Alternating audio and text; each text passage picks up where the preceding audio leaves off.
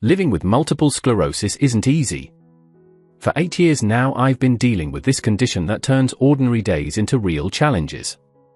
Most of the time, I manage fine with my cane, but there are days when my body just won't cooperate. At those times, I rely on the kindness of establishments that provide wheelchairs for customers with limited mobility. I never thought that something as basic as a wheelchair could turn into a point of contention until that afternoon at Super Save. Subscribe to the channel and leave a like to get access to more stories like this. I'm David, and I've learned to manage my condition over the years. I have a mental calendar of my good days and bad days, and I usually plan my activities accordingly. However, multiple sclerosis has its own schedule, and sometimes it decides that today will be particularly difficult. It was on a Thursday when I woke up feeling like my body had been run over during the night. My legs felt heavy, and that familiar numbness was spreading through my limbs.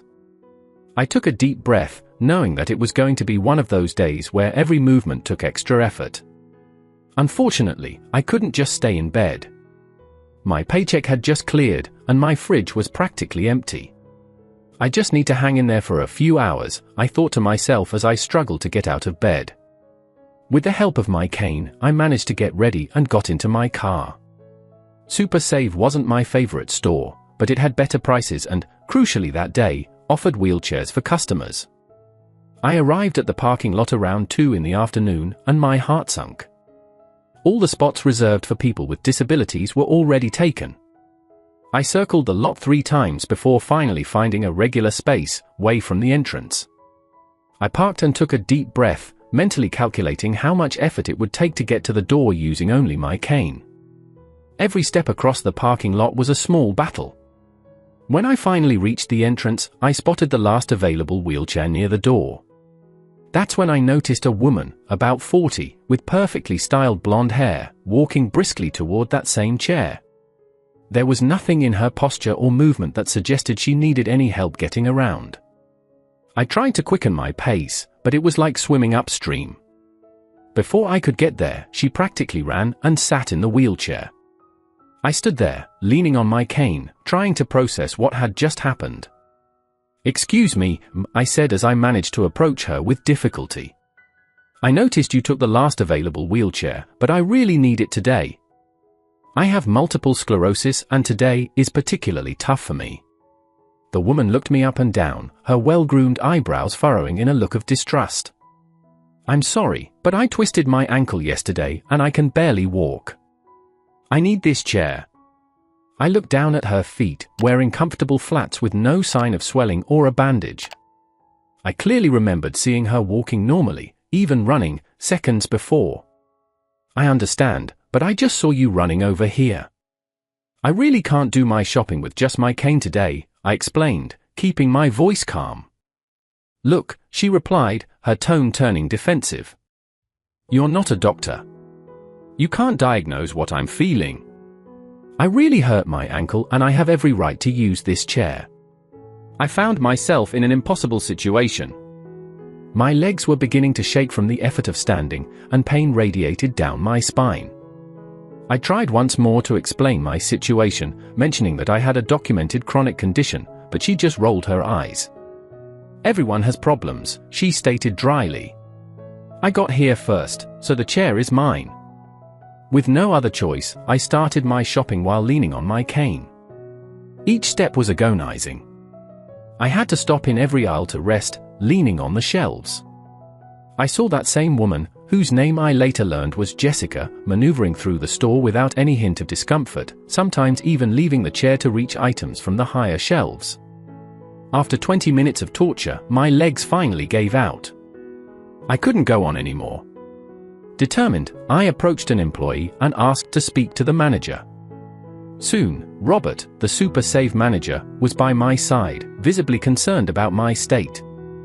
"There's a lady using the last available wheelchair, but she clearly doesn't need it," I explained, my voice breaking from the pain. "I really can't finish my shopping without some help." Robert led me to his office, offering me a chair so I could rest while he tried to resolve the situation. Through the small window, I could see Jessica still moving around the store in the wheelchair, occasionally getting up to grab a product or talk on her phone. "I'm going to try talking to her again," said Robert. "Please wait here and get some rest." I nodded, grateful for the chance to ease the pressure on my legs. Through the glass, I observed Robert approaching Jessica in the dairy aisle. Even from a distance, I could tell by her facial expressions that the conversation was intense, first surprise, then indignation, followed by a dramatic gesture as she pointed to her ankle. Minutes later, Robert returned to the office looking frustrated. "She insists she needs the wheelchair. She said that her doctor advised her not to put any weight on her ankle for at least a day," he explained. "I tried explaining your situation, but she wouldn't budge. She was running when she came into the store," I argued. "I clearly saw her before she grabbed the chair." Robert frowned. "She said she only ran because she felt a pinch of pain and wanted to sit down quickly." The explanation was so absurd I almost laughed if not for the pain I felt. That doesn't make sense. Someone with a seriously twisted ankle who needs a wheelchair wouldn't be capable of running. Robert thought for a moment. "You know what? We have security cameras covering the parking lot and the entrance. We can check how she really got here." That gave me a glimmer of hope. Robert turned to his computer and started navigating the surveillance system. In just a few clicks, he found footage from the parking lot from about half an hour earlier. "There's your car," he pointed at the screen, showing my arrival and my slow walk toward the entrance. We continued watching, and moments later, a silver SUV appeared on the recording. The vehicle circled the parking lot several times, as if looking for a parking spot. Then, to our surprise, it parked occupying 2 spaces reserved for people with disabilities, with no visible permit in the rearview mirror. "Wait, this is illegal," Robert commented while leaning in closer to the screen. The driver's door opened and Jessica got out, walking normally, even stopping to check her makeup in the window's reflection. There was absolutely no sign of any injury or discomfort in her movements. She walked calmly toward the store entrance until she spotted the wheelchair. It was at that moment her posture completely changed. She quickly looked around and, seeing me slowly approaching with my cane, quickened her pace and practically ran to sit on the chair before I could get to it. "Wow!" Robert murmured, clearly shocked by what he was seeing. But the video didn't end there. We continued watching footage from inside the store, which showed Jessica moving freely, repeatedly getting up from the wheelchair to pick up products without any sign of pain or difficulty. In one particularly revealing moment, she even put her full weight on her supposedly injured ankle to reach a box of cereal on the top shelf. "I think we have enough evidence," said Robert as he paused the video. "I'm going to address this situation again." As Robert got up to leave, we heard a commotion coming from the main area of the store.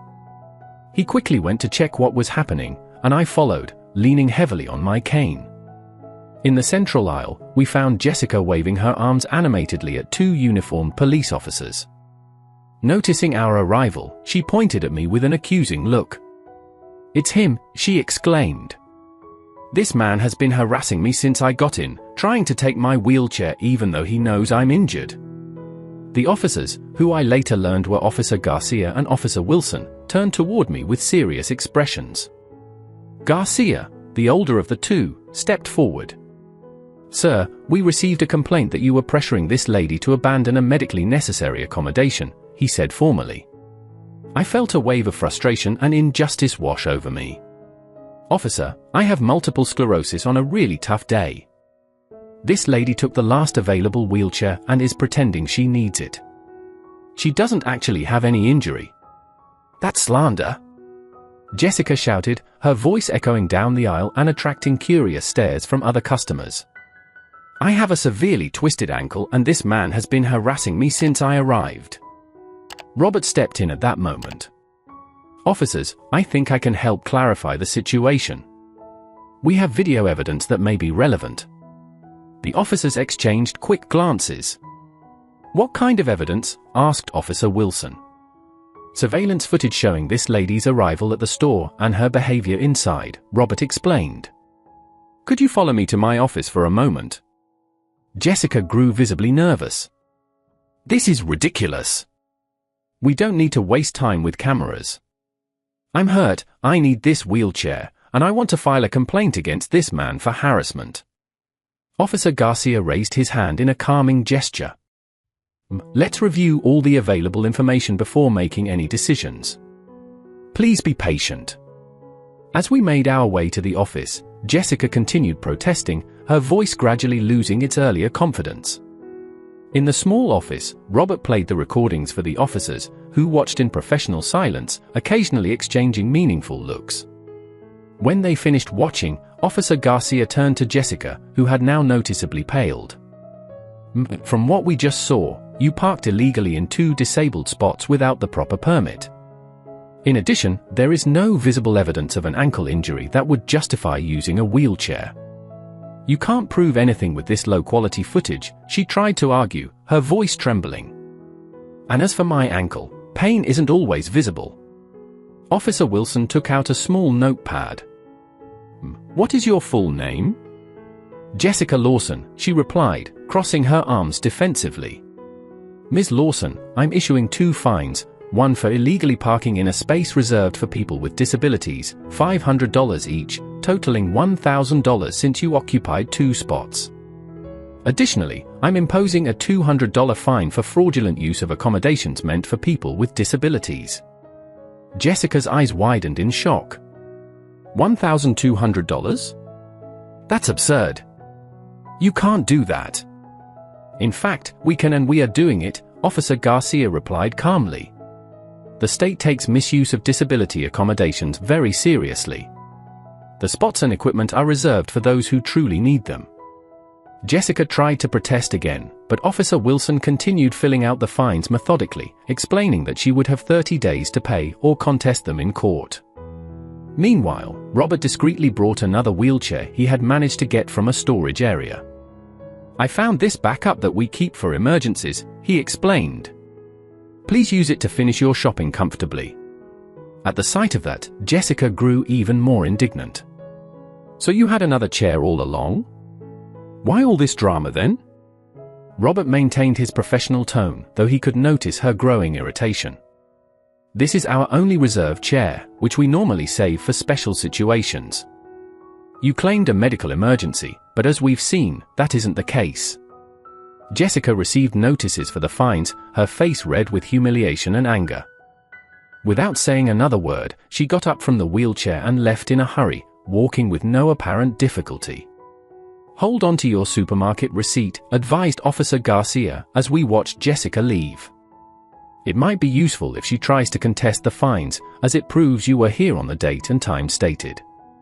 I sank back into the wheelchair with a sigh of relief. With the pressure off my legs finally eased, I felt a wave of gratitude mixed with a bit of lingering frustration over the time and energy wasted on that unnecessary situation. "Thank you," I said to the officers and Robert. "I really wouldn't have been able to complete my shopping today without this." Officer Wilson nodded with a sympathetic smile. "We're here to ensure that people who truly need accommodations can access them. It's unfortunate that some people think the rules don't apply to them." As the officers went back to their rounds, Robert stayed by my side. "I apologize for the inconvenience, sir. Would you like an employee to accompany you and help with your shopping?" "Yes, please, that would be a big help," I replied, genuinely relieved by the offer. Robert called over a young employee named Maya who was restocking a nearby shelf. She approached with a warm smile that, unlike the fake customer service smiles you usually see, seemed genuinely interested in helping. "Maya, this is Mr. David. He had some difficulties today and would like your help to finish his shopping," Robert explained. "Sure, no problem," Maya replied, turning to me. "Do you have a shopping list, or would you prefer I walk you through the aisles?" I pulled out a crumpled list from my pocket. "I got this, but honestly, after all this mess, I'm not even sure I remember everything I needed to buy." "Don't worry, let's take it slow," said Maya as she grabbed the list. "I can push your chair if you don't mind." I nodded and handed over the controls of my wheelchair to Maya. As she pushed me through the aisles, I noticed curious glances from other customers. Probably some had witnessed the earlier confrontation. It was uncomfortable, but I tried to focus on the task at hand. "Have you been working here long, Maya?" I asked, trying to distract myself from the stairs. Almost 3 years. I started in high school and continued through college. I'm actually studying nursing, she replied. Nursing? That's fascinating. The conversation flowed naturally as we moved down the aisles, collecting the items on my list. Maya shared stories about her course and her aspirations to work in neurology, coincidentally the medical specialty that deals with my condition. I've seen several situations similar to what happened today, she commented as she reached for a bag of rice. People without real needs taking advantage of facilities meant for those who actually do. Does that happen a lot here? I asked. More than you'd think. Just last week, a man used a disabled parking spot because, he claimed, it would only be for 5 minutes. He ended up staying in the store for an hour and a half. I shook my head, recognizing that kind of behavior. People don't understand how little things like a closer parking spot or a wheelchair can make all the difference for someone with limited mobility. As we finished up the shopping, Robert appeared again, holding some paperwork. Mr. David, I'd like to talk with you when you're free. I had an idea that might prevent situations like what happened today. After checking out, where I received priority service thanks to Maya's help, I met up with Robert in a small cafe near the store entrance. Maya had helped me load my groceries into the car and wished me well before heading back to work. How are you feeling? Robert asked, offering me a glass of water. Better, thank you. I just wish I could have avoided all that stress, I replied. Robert nodded sympathetically. That's exactly why I wanted to talk. We're putting in place a new system for the use of our wheelchairs and other accessibility equipment. He showed me a newly created form. From now on, customers with permanent needs can register in our system just once. All you have to do is bring medical documentation on your first visit, and we'll create a profile in our database. On your subsequent visits, you'll just need to give your name at the service counter. Sounds practical, I commented. And what about people with temporary needs? We'll have a simple verification protocol. Nothing invasive or embarrassing, but enough to make sure that the resources are being used by those who really need them. As Robert explained the details of the new system, I realized that my negative experience had sparked a positive change. It wasn't exactly a consolation for what I went through, but at least others wouldn't have to face the same problem in the future. I'd like to be the first to register, I offered, taking out my medical documentation that I always carried in my wallet. Robert smiled. That would be perfect. In fact, your feedback would be valuable as we refine the system before officially launching it next week. We spent the next 20 minutes finishing up my registration. Robert handed me a small card with a QR code that I could scan on my next visit, ensuring immediate access to the accessibility resources. We'll send out a notice to all customers registered in our loyalty program explaining the new system, he explained. There will also be clear signage in the store and specific training for our staff. I hope it works, I replied, truly wishing the initiative success. I do too. And once again, I apologize for the trouble today, he said. We said our goodbyes, and I finally headed home, tired but in a way satisfied with the unexpected outcome of that difficult day. In the following weeks, I followed the implementation of the new system with interest. On my next visit to Super Save, I was greeted by a team already familiar with the process. My card was scanned and in seconds, a wheelchair was provided without any bureaucracy or questioning. Maya, who coincidentally was working that day, recognized me and came over for a brief chat. The new system is working really well, she commented. We've already received a bunch of compliments from customers with limited mobility. And what about people like Jessica? Was there any resistance? I asked. Some did complain, of course. But most understand when we explain why the changes were necessary. And for legitimate emergencies, we have a fast protocol that prevents any embarrassment. I continued to shop at Super Save regularly, noticing small improvements in the accessibility system each time I visited.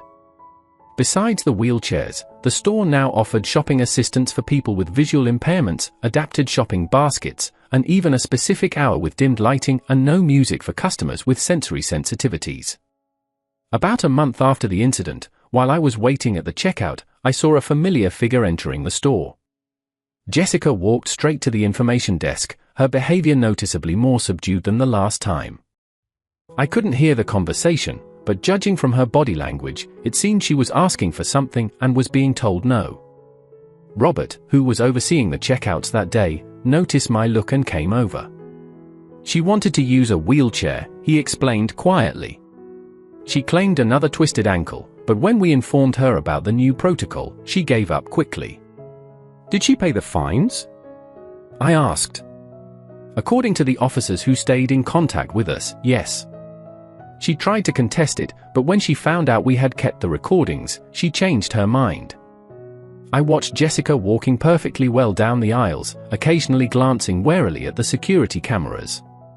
Apparently, the only lesson she learned was to check for cameras before trying something similar again. In the weeks that followed, I often reflected on the whole experience. As a person with an invisible disability, I frequently face skeptical looks when I use accessibility resources on days when I seem normal outwardly. The episode with Jessica highlighted an aspect of this problem that we rarely talk about: people who deliberately abuse the system, which makes it even harder for those with legitimate conditions to be taken seriously. One afternoon, I received an unexpected phone call from Robert. "Mr. David, I have great news. Our accessibility system was so successful that the head office decided to implement it in all of our stores." That news filled me with a satisfaction I hadn't expected. "That's really amazing. And there's more," he continued, his tone animated. "We'd like to invite you to join an advisory panel on accessibility. We are bringing together customers with different needs to help us continuously improve our services." I accepted the invitation without hesitation. In the meetings that followed, I met other people with stories similar to mine, individuals with various conditions who had faced skepticism, prejudice, or, like me, had been denied accessibility resources to people who didn't really need them. Together, we worked to refine not only the wheelchair access system but the entire shopping experience for people with different needs. We suggested wider aisles, labels in larger fonts, staff trained in basic sign language, and several other improvements that were gradually implemented. In one of those meetings, I shared a thought that had occurred to me: it's ironic to think that all this progress started because of such a negative experience with Jessica. A visually impaired lady named Eleanor smiled. It often works like that. The best changes come out of the worst experiences. What's important is turning frustration into constructive action. Her words stayed with me. Despite the anger and frustration I felt that day at the grocery store, something positive came out of that situation. People like Jessica, the entitled ones who believe their temporary conveniences are more important than others' real needs, will probably always be around. But for every Jessica, there are plenty of Roberts, Myers, and other members of the advisory panel ready to make a difference. I never saw Jessica at the Super Save in my area again. Maybe she found another store that hadn't yet implemented similar systems. Or maybe, though I doubt it, she really took some time to reflect on her actions. Either way, her brief presence in my life, as stressful as it was, ended up generating positive changes that benefited many people. Subscribe to the channel and leave a like to get access to more stories like this. Living with multiple sclerosis continues to be a daily challenge, with good days and bad days. But now, when I go to Super Save on my tough days, I'm greeted by familiar staff who know my needs in an environment that has become genuinely accessible and welcoming. And that, by itself, makes all that unpleasant experience somehow worthwhile.